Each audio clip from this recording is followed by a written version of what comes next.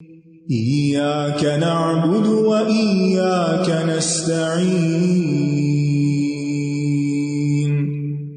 اهدنا الصراط المستقيم.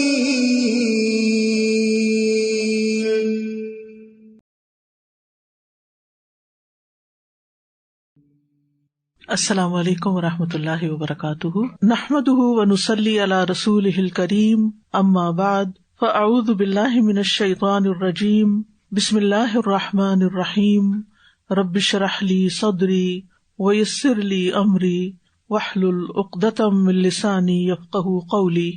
ایاک نعبد وایاک نستعین، ہم صرف تیری ہی عبادت کرتے ہیں اور ہم صرف تجھ ہی سے مدد چاہتے ہیں۔ یہاں ایاک کا پہلے آیا ہے جو حصر کے لیے، یعنی صرف تیری عبادت ہم کرتے ہیں، اور ایاک نستعین پھر تاکید ہے کہ صرف تیری ہی ہم مدد چاہتے ہیں۔ عبادت کیا ہوتا ہے؟ عبادت کہتے ہیں تذلل اور خضوع، عربی کے دو لفظ ہیں، لیکن اس کا مطلب ہے کہ اللہ کے آگے جھک جانا اور اس کے آگے عاجزی اختیار کرنا۔ جس راستے پہ بہت دن لوگ چلتے رہے وہ دب جاتا ہے نا، اور راستہ بن جاتا ہے، اس کو طریق معبد کہتے ہیں۔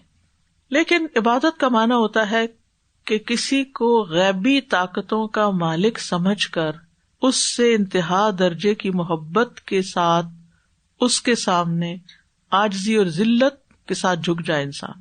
تین چیزیں آ گئی اس میں، ٹھیک ہے۔ نمبر ایک، کسی کو غیبی طاقتوں کا مالک سمجھنا۔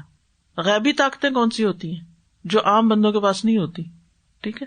اور پھر اس وجہ سے اس سے انتہائی عقیدت رکھنا، جیسے لوگ بتوں میں کیا سمجھتے ہیں کہ ان کے اندر کوئی غیبی طاقتیں، یہ ہمارا کچھ بگاڑ بنا دیں گے، لہٰذا وہ ان سے محبت کرتے ہیں۔ یحبونہم کحب اللہ۔ اچھا، پھر کیا کرتے ہیں؟ ان کے آگے عاجزی کے ساتھ جھک جاتے ہیں۔ کیا کرتے ہیں؟ ہاتھ باندھتے ہیں، سر جھکاتے ہیں، سجدہ کرتے ہیں۔ تو وہ بتوں کی دراصل کیا کر رہے ہوتے ہیں؟ پوجا یا عبادت کر رہے ہوتے ہیں۔ اس کو عبادت کہتے ہیں۔ تو عبادت کے لفظ میں عاجزی اور انکساری اور انتہا درجے کی ذلت پائی جاتی ہے۔ عبد اصل میں غلام کو کہتے ہیں، جس کی اپنی کوئی سے نہیں ہوتی۔ عابد، عبادت کرنے والا بھی ایسا ہی ہے جیسے کوئی غلام ہوتا ہے کہ جو اللہ چاہے ہم وہی کریں گے۔ تو یہ بندے کا بہت بڑا شرف ہے کہ وہ اپنے جیسی اپنے سے کم تر مخلوق کے آگے نہ جھکے، بلکہ کس کے آگے جھکے؟ وہ جو رب العالمین ہے، وہ جو رحمان الرحیم ہے، وہ جو مالک یوم الدین ہے، اس کے آگے جھکے۔ عبادت کی ضرورت انسان کے اندر رکھ دی گئی کہ کسی کو ٹوٹ کے چاہے، کسی کے آگے جھکے، کسی کی خدمت کرے، کسی کے لیے کچھ کرے۔ یہ انسان کی ایک ضرورت ہوتی ہے، یعنی ایک ان بلٹ احساس ہے انسان کے اندر کہ مجھے ایسا کرنا ہے۔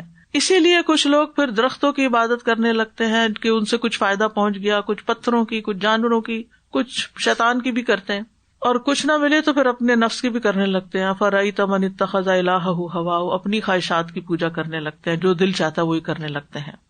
تو بات یہ ہے کہ عبادت ہمارے دین میں ایک بہت وسیع مفہوم رکھتی ہے۔ امام ابن تیمیہ نے اس کی بہت اچھی تعریف کی ہے۔ وہ کہتے ہیں عبادت ہر اس چیز کا جامع نام ہے جس کو اللہ پسند کرتا ہے اور اس سے راضی ہوتا ہے، یعنی اللہ سبحانہ تعالیٰ کے پسندیدہ اور جس سے وہ راضی ہوتا ہے وہ کام ہے۔ اس میں اقوال، قول، افعال سب شامل ہیں، چاہے ظاہری ہو یا باطنی۔ اقوال جو ہے زبان سے ہوتے ہیں، افعال جو ہوتے ہیں دل سے بھی ہوتے ہیں، زبان سے بھی ہوتے ہیں اور عمل سے بھی ہوتے ہیں۔ تو دوسرے لفظوں میں آپ یوں سمجھیں کہ نیکی کا ہر کام عبادت ہے، ہر اچھا کام عبادت ہے۔ یہ یاد رکھیے کہ عبادت کیا؟ ہر اچھا کام عبادت ہے جو اللہ کے لیے کیا جائے۔ نماز عبادت ہے، زکوٰۃ عبادت ہے، حج عبادت ہے، سچ بولنا عبادت ہے، امانت ادا کرنا عبادت ہے، والدین کے ساتھ نیکی عبادت ہے، صلہ رحمی عبادت ہے، پڑوسی کی مدد، یتیم، مسکین، مسافر کے ساتھ حسن سلوک عبادت ہے، غلاموں کے ساتھ، جانوروں کے ساتھ احسان کرنا عبادت ہے، دعا کرنا عبادت ہے، ذکر عبادت ہے، قرات عبادت ہے، اور اس طرح یو نیم اٹ، سارے اچھے اچھے کام کیا عبادت ہیں، اگر کیے جائیں کس کے لیے؟ اللہ کے لیے۔ اگر کسی اور مقصد کے لیے کیے جا رہے ہیں یا کسی اور کو خوش کرنے کے لیے، پھر یہ عبادت نہیں رہیں گے، پھر ان پہ کچھ نہیں ملنے والا۔ علماء نے عبادت کو قلبی، لسانی، بدنی اور مالی کی قسموں میں تقسیم کیا ہے سہولت کے لیے۔ قلبی عبادت کیا ہے؟ جیسے اللہ پر ایمان، تقوی، رجا، خشیت، خوف، یہ سب عبادات ہیں۔ لسانی یعنی زبانی عبادات کون سی ہیں؟ جیسے اللہ کا ذکر، قرآن کی قرات، اچھی بات کرنا۔ بدنی عبادت کون سی ہے؟ جیسے نماز، روزہ، حج. مالی عبادت کون سی ہے؟ جیسے زکوٰۃ، صدقہ، خیرات. ٹھیک ہے، تو یہ ایاک نعبد میں یہ سب چیزیں آ جاتی ہیں. واضح؟ جن و انس کی تخلیق کا مقصد کیا ہے؟ اللہ کی عبادت. ہمیں کس لیے پیدا کیا گیا؟ اللہ کی عبادت کے لیے. یعنی ہم اس دنیا میں رہ کے اچھے اچھے کام کریے. میں نے پہلے ساری مثال اس لیے دے دی کہ کچھ لوگ صرف نماز روزہ عبادت سمجھتے ہیں، وہ فلاں بڑا عبادت گزار ہے اور وہ بس ریچول ادا کر رہا ہے. اور ایک شخص جو انسانوں کی خدمت یا مدد کر رہا ہے اس کو ہم عبادت گزار نہیں سمجھتے. نیت تو اس کی اللہ ہی کو پتا نا. اگر وہ اللہ کے لیے کر رہا ہے تو وہ بھی عبادت گزار ہے. ٹھیک ہے، تو عبادت کا مفہوم بہت وسیع ہے ہمارے دین میں، ہر چیز کو کور کرتا ہے. ایون جو آپ کی اچھی اچھی سوچیں ہیں نا، اور اچھے اچھے خیال اور حسن ظن، حدیث میں آتا ہے ان حسن الظن من العبادہ، یہ حدیث کے الفاظ ہے. حسن ظن، کسی کے بارے میں اچھا سوچنا، یہ بھی عبادت ہے. ان بعض الظن اثم، بعض گمان گناہ ہے. بری سوچے گناہ ہے اور اچھی سوچے عبادت ہے. تو دل، خیال، اندر کے جو احساسات ہیں وہ بھی عبادت بن جاتے ہیں. آپ کچھ بھی نہیں کر رہے، صرف غور و فکر کریں. یتفکرون فی خلق السماوات والارض، یہ بھی کیا ہے؟ عبادت. بڑی شاندار عبادت ہے یہ بھی. تو ایک بندہ مومن چل رہا ہے، پھر رہا ہے، پکا رہا ہے، کھا رہا ہے، دے رہا ہے، لے رہا ہے، سب عبادت ہے ایز لانگ ایز وہ صحیح طریقے سے کر رہا ہے. لیکن اس کی مخصوص شکلیں جو ہے وہ نماز، روزہ وغیرہ کی قسم میں سے ہیں. عبادت جو ہے یہ بندوں پر اللہ کا حق ہے. اللہ نے ہمیں پیدا کیا، اس نے ہم پہ رحم کیا، وہ ہمیں جزا بھی دے گا ہمارے ان کاموں پر. تو پھر ہمیں بھی تو کچھ کرنا چاہیے. پھر ہمیں کیا کرنا ہے؟ عبادت کرنی، اور اسی کی کرنی ہے. ایاک نعبد، اور پھر وایاک نستعین، صرف تیری ہی ہم مدد چاہتے ہیں. استعانت کا مطلب ہوتا ہے مدد طلب کرنا. اب فرق ہے مدد طلب کرنا. مثلا میں آپ سے کو ذرا مجھے پین پکڑا دیں تو میں آپ سے مدد لے رہی ہوں، تو کیا پھر یہ ٹھیک نہیں؟ ٹھیک ہے. تو پھر ہم یہ کیوں کہہ رہے صرف تجھ سے ہم مدد مانگتے ہیں، یعنی کسی اور سے نہیں مانگتے؟ تو یہ کون سی مدد ہے؟ ٹھیک ہے نا، یہ واضح ہونا چاہیے. کیونکہ میرا اپنا اشکال تھا کہ جب ہم یہ کہتے ہیں کہ صرف تجھ سے ہم مدد چاہتے ہیں تو اس کا مطلب ہے کہ ہم اپنے روزمرہ کے کاموں میں کسی سے کوئی مدد نہیں لے سکتے. کیا وہ بھی شرک ہو جائے گا؟ نہیں. تو یہ کون سی مدد ہے؟ ایسے کام میں مدد طلب کرنا جس کا اختیار صرف اللہ کے پاس ہے، یہ وہ مدد ہے. ٹھیک ہے، یہ جملہ لکھ لیجئے. ایسے کام میں مدد طلب کرنا جس کا اختیار صرف اللہ کے پاس ہے، کسی مخلوق کو اس کا اختیار نہیں دیا گیا. مثلاً ایک ڈاکٹر دوا دے سکتا ہے، یہ اس کے اختیار میں ہے. آپ اس کے پاس جا سکتے ہیں، آپ دوا لے سکتے ہیں، اس نے آپ کی مدد کی. ٹھیک، لیکن کیا شفا دینا بھی ڈاکٹر کے اختیار میں؟ نہیں، یہاں اس کا اختیار ختم ہے. لہذا دوا ہم ڈاکٹر سے لیتے ہیں، شفا ہم اللہ سے مانگتے ہیں. تو یہ ڈویژن ہو گئی نا. یعنی جب ہم مدد مانگتے ہیں تو اسی لیے ہم سے کہا گیا کہ اسباب بھی اختیار کرو، کچھ کرو بھی، یعنی ہاتھ پاؤں بھی ہلاؤ، اٹھ کے کچھ کرو، کسی کی مدد کرو، کوئی تمہاری کرے، مل جل کے کام کرو. لیکن مدد اللہ سے مانگو، توکل اور بھروسہ اللہ پہ رکھو کہ وہی کرنے والا ہے. یعنی آپ نے دل سے بھی کیا سمجھا کہ ڈاکٹر نے شفا نہیں دی، صرف اللہ نے دی ہے، صرف اللہ ہی دے سکتا ہے. اسی لیے آپ دیکھیں اچھے سے اچھا ڈاکٹر ہوتا ہے، اچھے سے اچھا راقی ہوتا ہے، کسی کو فائدہ ہوتا ہے، کسی کو نہیں ہوتا، کیونکہ وہ اختیار اللہ کے پاس ہے نا. تو اس لیے آپ اس جھنجھلاہٹ سے بھی نکل آئے کہ کہیں میں نے اس سے کہہ دیا کام تو پتہ نہیں یہ شرک ہو گیا، یا میں نے اس پہ بھروسہ کر لیا کہ وہ میرا کام کرے گا. تو نہیں، بھروسہ تو ہمیں اللہ پہ کرنا ہے کہ اللہ ہی اس کے دل میں ڈالے گا تو ہوگا. اب کچھ کیفیات ہوتی ہیں. یعنی عبادت اور استعانت کے لحاظ سے لوگوں کی 4 قسمیں ہوتی ہیں. ایک وہ لوگ ہوتے ہیں جو اللہ کی عبادت کا حق ادا کرتے ہیں اور اسی سے مدد طلب کرتے ہیں، یہ اللہ کے چنے ہوئے بندے ہوتے ہیں. دوسرے وہ لوگ جن کی نہ تو کوئی عبادت ہے، نہ ہی دعا کرتے ہیں، نہ مدد مانگتے ہیں. ایسے لوگ بھرے پڑے ہیں نا ایسے، نہ عبادت نہ دعا. تیسری قسم اور چوتھی قسم جن کی عبادت اور استعانت میں اعتدال نہیں ہوتا. کچھ لوگ وہ ہیں جو عبادت کو تو مقدم رکھتے ہیں لیکن دعا میں کمی کرتے ہیں. کچھ لوگ ایسے ہیں جو دعائیں تو بہت کرتے ہیں، کرتے کراتے کچھ نہیں ہے، یا عبادت نہیں کرتے. مثلاً یمن کے کچھ لوگ آئے حج کرنے کے لیے، کہتے ہم تو اللہ کے توکل پہ آئے ہیں، اور جب مکہ آئے تو لوگوں سے مانگنا شروع کر دیا.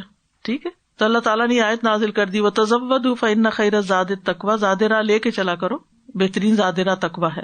تو یاد رکھیے دنیا کے ظاہری اسباب اور وسائل جو اللہ نے بندوں کو دے رکھے ہیں، کسی کے پاس کوئی علم ہے، کسی کے پاس کوئی اسکل ہے، کسی کے پاس مال ہے، کسی کے پاس کچھ طاقت ہے جسمانی، تو اس اعتبار سے لوگوں سے مدد لینا اس میں کوئی حرج کی بات نہیں، اور یہ اس کے خلاف نہیں جاتا وَإِيَّاكَ نَسْتَعِينُ کہ صرف تجھی سے ہم مدد چاہتے ہیں، یعنی دوسرے لفظوں میں تجھ سے ہی دعا کرتے ہیں، کیونکہ اللہ تعالیٰ نے فرمایا وَتَعَاوَنُوا عَلَى الْبِرِّ وَالتَّقْوَىٰ، نیکی اور تقویٰ کے کاموں پر ایک دوسرے سے تعاون کرو.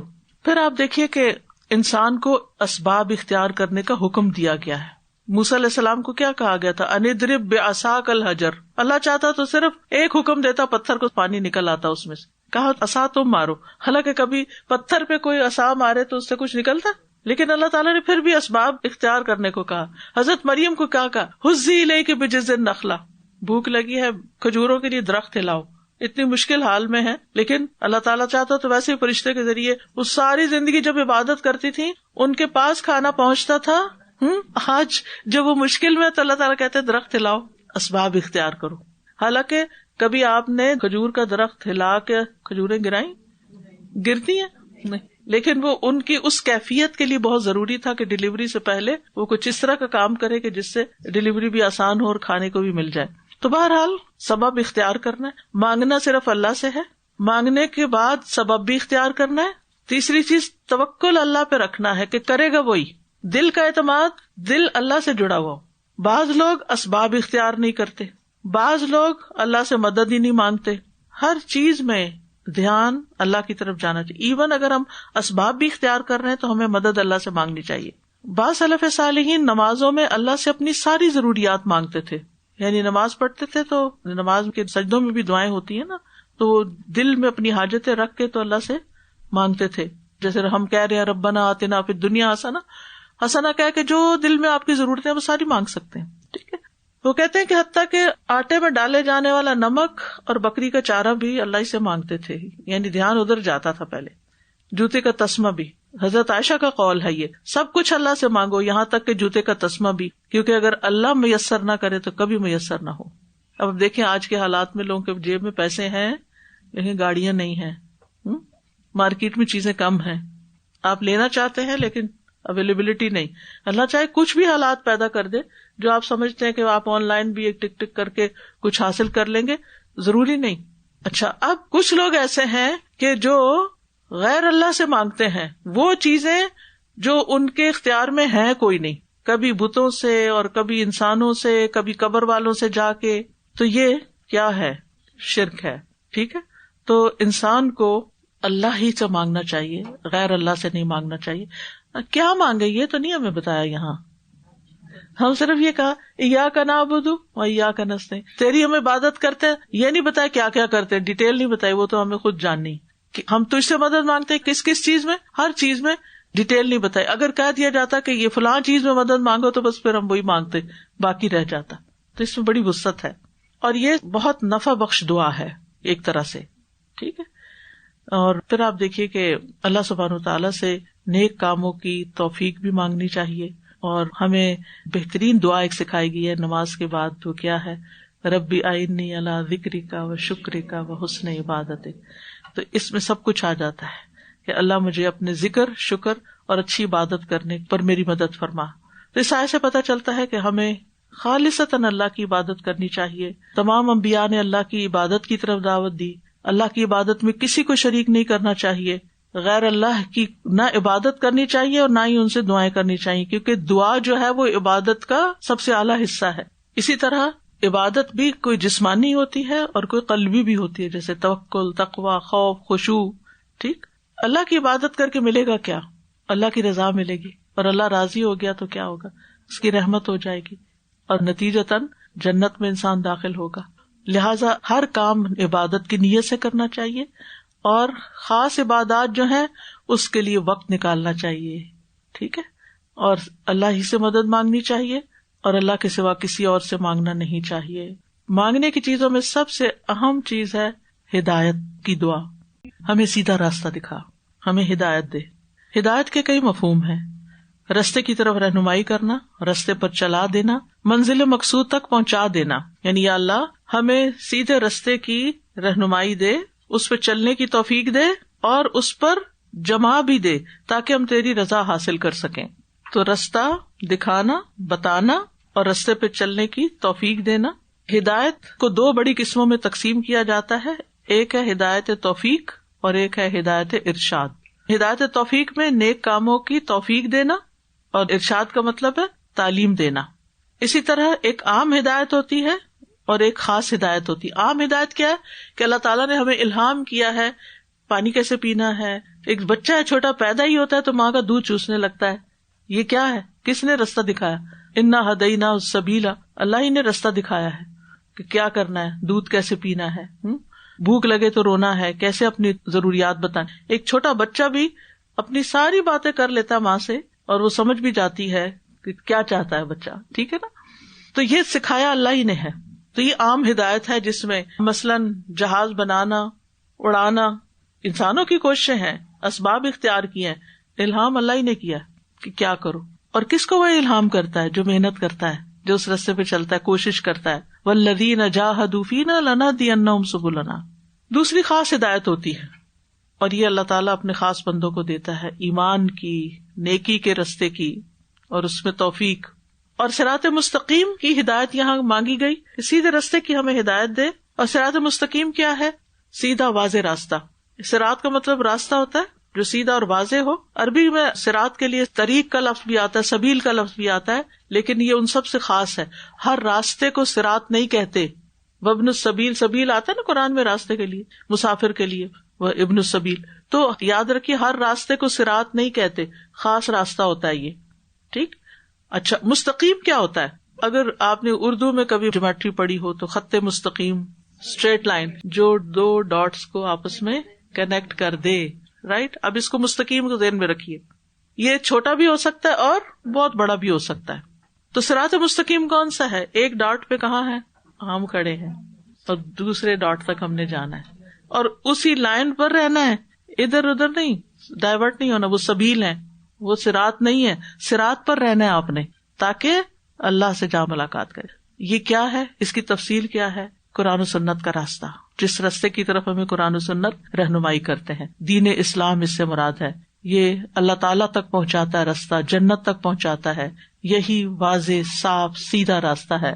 اللہ تعالیٰ خود اس کی وضاحت فرماتے، قل اننی ہدانی ربی الی صراط مستقیم دینا قیاما ملت ابراہیم حنیفا وما کان من المشرکین. کہہ دیجیے بے شک مجھے تو میرے رب نے سیدھے راستے کی رہنمائی دی ہے جو مضبوط دین ہے. تو صحیح دین کیا ہے؟ سیدھا راستہ جس کی ہمیں کتاب و سنت میں ساری وضاحت کر دی گئی ہے. اس راستے پہ ہرڈلز بھی بہت ہیں. شیطان کھڑے ہیں راستے میں اور خواہشات ہیں اور کبھی کوئی چیز اپنی طرف بلاتی ہے. تو اگر آپ نے لین چینج کر لی تو کیا ہوگا؟ آپ ہائی وے پہ جا رہے ہیں، ایکسپریس پہ جاتے جاتے آپ نے لین چینج کر کے آپ آگے کس پہ؟ کنیکٹر پہ آگے، اور پھر وہاں سے باہر نکل گئے، ایگزٹ لے لیا کوئی. اب آپ منزل سے کتنی دور ہو گئے. کتنی فرسٹریشن ہوتی ہے. کبھی بھول کے بھی انسان غفلت میں یہ کام کر بیٹھے. تو ہر وقت چوکنا رہنے کی ضرورت ہوتی. ہم دنیا کے اس سفر پہ، دنیا کے مسافر، منزل تیری قبر ہے. ویسے قبر سے بھی آگے ہے، لیکن وہ شعر میں یہ کہا گیا دنیا ہماری منزل نہیں ہے. ہم نے چلتے جانا، رکنا نہیں ہے کہیں، اور اسی سیدھے راستے پہ جانا ہے. کوئی ایگزٹ نہیں لینا دائیں بائیں. فَتَفَرَّقَ بِكُمْ عَنْ سَبِيلِ، اللہ کے راستے سے ہٹا کر جدا کر دے گا، دور ہو جاؤ گے. اب سوال ہی پیدا ہوتا ہے کہ ہم تو پہلے سے ہدایت پر ہے تو پھر کیوں ہر وقت ہدایت مانگے؟ تاکہ ہدایت پر ثابت قدم رہیں. اور ویسے بھی یہ ہے کہ ہمیں ہر وقت ہدایت چاہیے ہوتی ہے. ہر روز ایک نیا دن ہوتا ہے اور ہر روز کے چیلنجز نئے ہوتے ہیں. ہر روز نئی چیزیں ہمیں زندگی میں فیس کرنی پڑتی ہیں جن کے لیے ہمیں اللہ تعالیٰ کی طرف سے گائیڈنس چاہیے. اور پھر یہ کہ ہم بہت نازک ہیں، کسی وقت بھی بھٹک سکتے ہیں. شیطان جو ساتھ لگا ہوا ہے، نفس ہے، لوگ پیچھے پڑے ہوئے ہیں. لہٰذا استقامت کے لیے ہمیں اہدنا الصراط المستقیم ہر نماز میں پڑھنے کی ضرورت ہے. تو اس آیت سے ہی پتہ چلتا ہے کہ ہدایت دینے والا کون ہے؟ بس اللہ ہے. اور اللہ جسے چاہتا ہے ہدایت دیتا ہے. نبی صلی اللہ علیہ وسلم نے فرمایا میں تو صرف پہنچا دینے والا ہوں، دراصل ہدایت اللہ دیتا ہے. اب آپ دیکھیں کہ بعض اوقات ہم کسی انسان سے کہتے ہیں آپ پلیز مجھے گائیڈ کر دیجئے. کیا یہ کہہ سکتے ہیں؟ وہ کیوں؟ گائیڈنس تو صرف اللہ دیتا ہے. اہدنا الصراط المستقیم. میں نے آپ کو اس کا حل نا ان دو لفظوں میں، ہدایت توفیق اور ہدایت ارشاد، اگر یہ یاد رکھیں گے تو کبھی کنفیوز نہیں ہوں گے. گائیڈنس دو طرح کی ہے. ایک توفیق اللہ دیتا ہے، ٹھیک ہے، اس نے ارشاد بندے دیتے ہیں نا، اور اللہ بھی دیتا ہے، اللہ نے کتاب بھیجی ہے، لیکن بندے ہمیں پڑھا کے سنا کے بتا کے یاد کرا کے ہمیں ہدایت دے رہے ہوتے ہیں. جیسے میں آپ کو اس وقت بتا رہی ہوں کہ اس کا یہ مطلب ہے, یہ ایک طرح سے گائیڈ کر رہی ہوں, لیکن اب آپ اس پہ چلے یا نہ چلے تو اللہ کی توفیق سے ہی ہوگا. اسی طرح ہم ماں باپ ہیں تو ایک ماں اپنے بچے کو اچھی سے اچھی نصیحت کرتی ہے, وہ ارشاد فرما رہی ہوتی ہے, ٹھیک ہے نا, آپ سمجھ جائیں گے نا, ٹھیک ہے, اس کو سکھا رہی ہوتی ہے یہ بیٹے یہ کرنا یہ نہیں کرنا, گاڑی دھیان سے چلانا, وقت پہ پہنچنا, کتنی باتیں کہہ رہے ہوتے ہیں, یہ سب ارشاد ہے, ٹھیک. لیکن وہ کرتے ہیں یا نہیں یہ پھر اللہ کی توفیق سے ہے, اور ان کی کیا نیت ہے. توفیق بھی کس کو ملتی ہے؟ جو کرنا چاہتا ہے. اور اللہ سبحانہ وتعالیٰ ہمیں جو ہدایت دے رہا نا یہ جنت تک لے جانے والی ہے, اور جس کو دنیا میں صراط مستقیم کی توفیق مل گئی, جو لائن پہ آ گیا, اس کو جنت میں جانے کی بھی توفیق مل جائے گی. ہم سب بھٹکے ہوئے سوائے اس کے جس کو اللہ ہدایت دے, لہٰذا ہم سب کو اس سے ہدایت مانگتے رہنا چاہیے. اور یہ سب سے زیادہ جامع, نافع اور بندہ مومن کی ضرورت ہے یہ دعا, جس کو ہر رکعت میں ہمیں مانگنی چاہیے, چاہے فرض ہے یا نفل ہے. انسان کو ہر چیز سے زیادہ ہدایت کی ضرورت ہے, کیونکہ سب چیزیں بیکار ہیں, مال بھی بیکار, اولاد بھی بیکار, اگر ہمارے پاس ہدایت نہیں ہے. اور ہدایت کے لیے تعلیم حاصل کرنی ضروری ہے, قرآن و سنت کی. انسان اپنے ہر کام میں ظاہر اور باطن میں ہدایت کا محتاج ہے. صرف نماز پڑھنے کے لیے ہی ہمیں تعلیم نہیں چاہیے, بلکہ توبہ کیسے کرنی ہے, دنیا میں کیا ہمارے لیے حلال ہے کیا حرام ہے. تو آپ دیکھیے کہ کچھ کام ایسے ہوتے ہیں کہ جن میں صرف استغفار چاہیے ہوتی ہے تب وہ ہو سکتے ہیں, وہ ہماری گناہوں کی وجہ سے رکے ہوئے ہوتے ہیں. اور پھر آپ دیکھیے کہ کچھ کام ہم کر سکتے ہیں لیکن ہم لیزی ہوتے ہیں, ہم نہیں کرتے, ہمیں توفیق چاہیے ہوتی ہے, ٹھیک ہے. پھر اسی طرح ہم کل بھی محتاج تھے, آج بھی ہدایت کے محتاج ہیں, اور مرتے دم تک ہم ہدایت کے محتاج ہیں. اب ہدایت پانے کے لیے صراط مستقیم کی ہمیں اللہ سے دعا کرنی ہے, اللہ کی عبادت کرتے رہنا ہے, اس کی بات ماننی ہے, اس کی وحی کی پیروی کرنی ہے, نبی صلی اللہ علیہ وسلم کی اطاعت کرنی ہے, قرآن و سنت میں جو نصیحتیں آئی ہیں ان پر عمل کرنا ہے. یہاں پر اللہ سبحانہ وتعالیٰ نے خود مزید واضح فرما دیا کہ وہ راستہ کون سا ہے, تمہیں اس کے لیے کیا کرنا ہے. صراط الذین انعمت علیہم, ان لوگوں کا راستہ جن پر تو نے انعام کیا, ان کا نہیں جن پر تیرا غضب ہوا, اور نہ گمراہ ہونے والوں کا راستہ. اس آیت میں صراط مستقیم کی تشریح بھی کر دی گئی ہے, یعنی صراط مستقیم وہ ہے جس پر ایسے لوگ چلتے رہے جن پر اللہ تعالیٰ نے اپنا فضل و کرم کیا. تو سب سے بڑی نعمت پھر کون سی؟ انعمتا, نعمت کون سی ہے سب سے بڑی؟ ہدایت, نعمت ہدایت, نعمت ایمان. اب یہ انعام یافتہ لوگ کون ہیں, اس کی تفصیل ہمیں سورۃ النساء کی آیت نمبر 69 میں ملتی ہے. وَمَن يُطِعِ اللَّهَ وَالرَّسُولَ فَأُولَٰئِكَ مَعَ الَّذِينَ أَنْعَمَ اللَّهُ عَلَيْهِم مِّنَ النَّبِيِّينَ وَالصِّدِّيقِينَ وَالشُّهَدَاءِ وَالصَّالِحِينَ وَحَسُنَ أُولَٰئِكَ رَفِيقًا. اور جو کوئی اللہ اور رسول کی اطاعت کرے تو یہ ان لوگوں کے ساتھ ہوں گے جن پر اللہ نے انعام کیا, نبیوں, صدیقوں, شہداء اور صالحین میں سے, اور یہ لوگ اچھے ساتھی ہیں. انعام پانے والے وہ لوگ نہیں ہوتے جو صرف دنیا کی نعمتیں رکھے ہوئے ہوتے ہیں, ہم تو صرف انہیں کو خوش قسمت سمجھتے ہیں نا, بلکہ اللہ کے نزدیک نعمت والے لوگ کون ہیں؟ جو اس گروہ میں سے کسی ایک گروہ میں ہیں, انبیاء, صدیقین, شہداء, صالحین. ورنہ دنیا کی عارضی نعمتیں تو کس کس کو ملی تھی؟ فرعون, قارون, حامان, نمرود, ان سب کو ملی تھی نا, اور کچھ کم نہیں ملی تھی, لیکن انجام کیا ہوا؟ خسارہ, عبرت.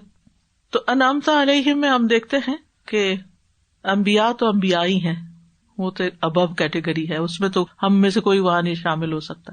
اس کے بعد کس کا ذکر ہے؟ صدیقین کا. ان میں سے ٹاپ پر کون ہے؟ ابو بکر صدیق رضی اللہ عنہ. موقع ملے تو ان کی بایوگرافی پڑھ لیجیے, ہو نہیں سکتا کہ آپ پڑھیں اور آپ کے آنسو نہ نکلیں. ہمیں ان جیسا بننا ہے, یہ کہا جا رہا ہے. یعنی اگر ہدایت چاہتے ہو تو اس کے لیے صراط مستقیم چاہتے ہو تو ان لوگوں کا رستہ اختیار کرو, ان لوگوں کا طریقہ زندگی اختیار کرو جن پر اللہ تعالیٰ نے انعام کیا, جو ہدایت پر تھے, ہدایت یافتہ لوگ تھے. انبیاء کی لائف ہسٹری پڑھنی چاہیے, قصص الانبیاء پڑھنے چاہیے, انبیاء کیسے تھے, انہوں نے کیا کیا, اور سب سے بڑھ کر کس کی؟ محمد صلی اللہ علیہ وسلم کی, آپ کی پیروی کرنی ہے ہم نے. پھر اس کے بعد صدیقین جن میں ابو بکر رضی اللہ عنہ, اور خواتین میں کون ہے؟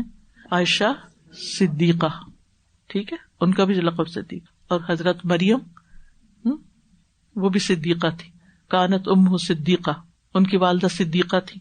ان لوگوں کے بارے میں ہمیں معلوم ہونا چاہیے.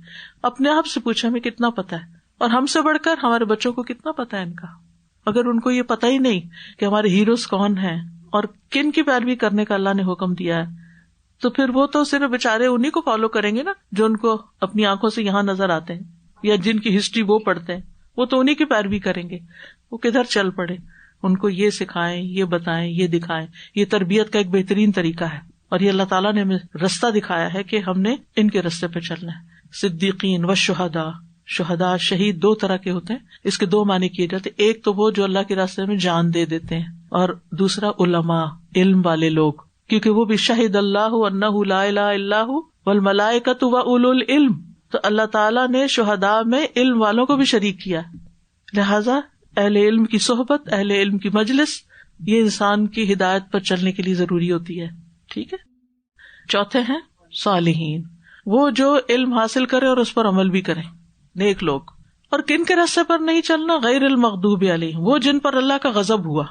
اب قرآن مجید سے ہمیں یہ پتہ چلتا ہے کہ پہلی کچھ قوموں پر اللہ کا غضب ہوا، کچھ تو بالکل ایلیمینیٹ کر دی گئی، قوم نوح، قوم عاد، قوم سمود، وہ تو ختم ہی ہوگی، لہٰذا ان کا تو قصہ ہی پاک ہے.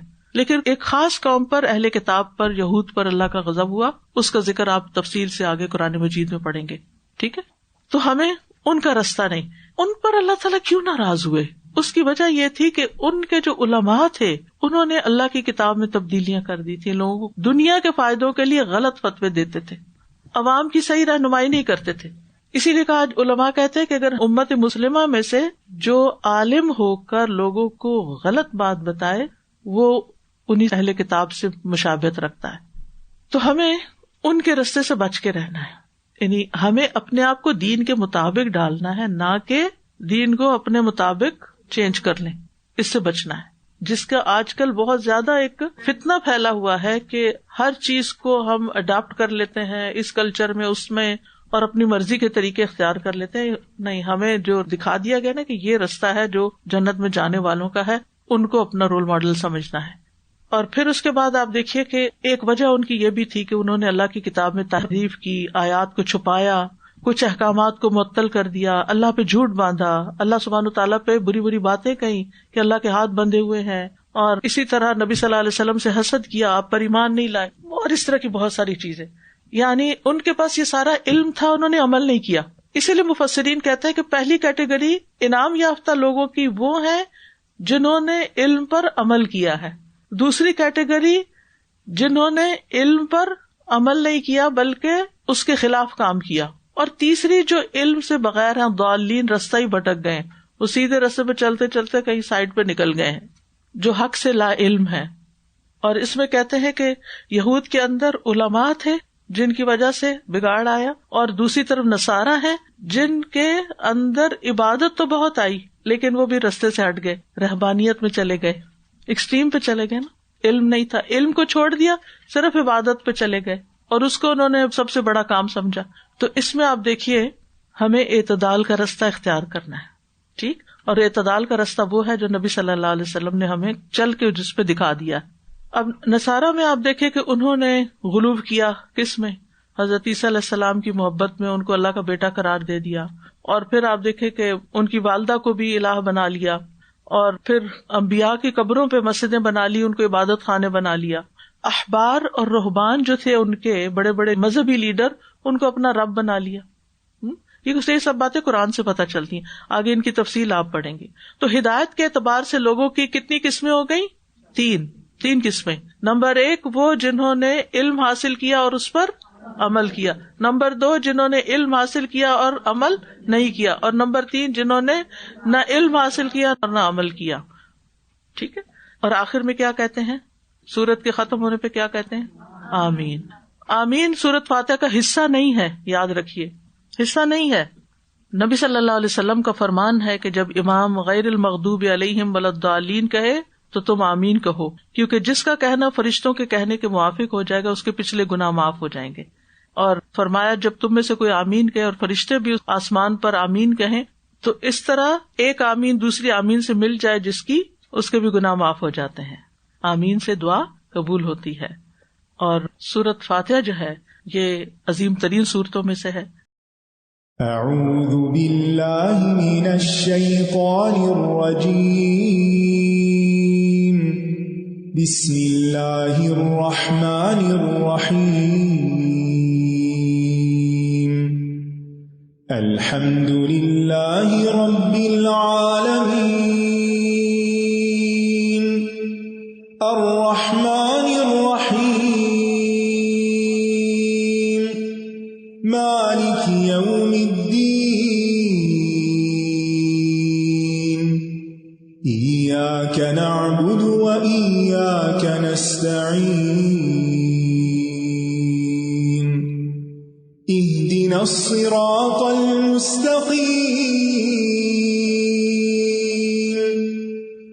صراط الذين أنعمت عليهم غير المغضوب عليهم ولا الضالين.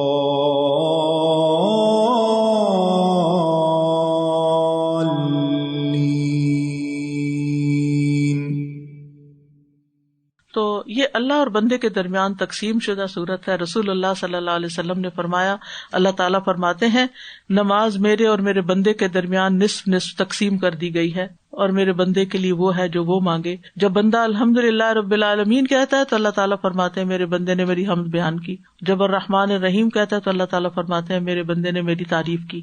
جب وہ مالک یوم الدین کہتا ہے تو اللہ تعالیٰ فرماتے ہیں میرے بندے نے میری بزرگی بیان کی.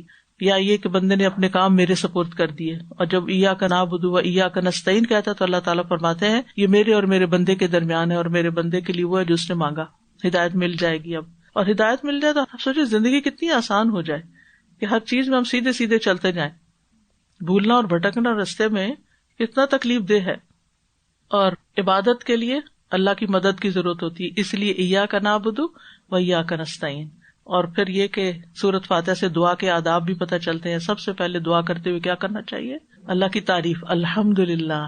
پھر اللہ تعالیٰ کی صفات کا واسطہ، رب العالمین الرحمن الرحیم مالک یوم الدین. ٹھیک. پھر اخلاص سے دعا، ایاک نعبد و ایاک نستعین. یعنی جب انسان عبادت کرتا ہے تو اس کے اندر عاجزی ہوتی ہے، اور جب مدد مانگتا ہے صرف اللہ سے تو پھر وہ اللہ تعالیٰ کا ہوتا ہے. پھر یہ خالق اور مخلوق کے درمیان ایک تعلق پیدا کرتی ہے. پھر یہ کہ یہ سورت ہمیں بتاتی ہے کہ اللہ کی رحمت اس کے غضب پر بھاری ہے.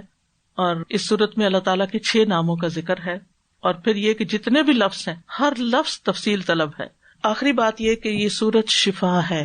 آپ میں سے جتنے لوگ کسی بھی بیماری کا شکار ہیں، کوئی تھکاوٹ ہے، کوئی قلبی روحانی کچھ بھی بیماری ہے، تو ابن قیم کہتے ہیں مجھے کچھ ایسی بے قرار کر دینے والی تکلیفیں لاحق ہوتی تھیں، قریب تھا کہ ان تکلیفوں کی وجہ سے میری حرکت ہی رک جائے. یہ تکالیف دوران طواف اور طواف کے علاوہ بھی لاحق ہو جاتی تو میں فوری طور پر سورت فاتحہ پڑھتا اور اپنی تکلیف والی جگہ پر لگاتا تو وہ تکلیف ایسے ہوتی جیسے کوئی کنکری نیچے گر گئی. اور میں نے اس کا کئی بار تجربہ کیا. قرآن شفا ہے. ساتھ ساتھ ہم یہ چیز بھی سیکھیں گے.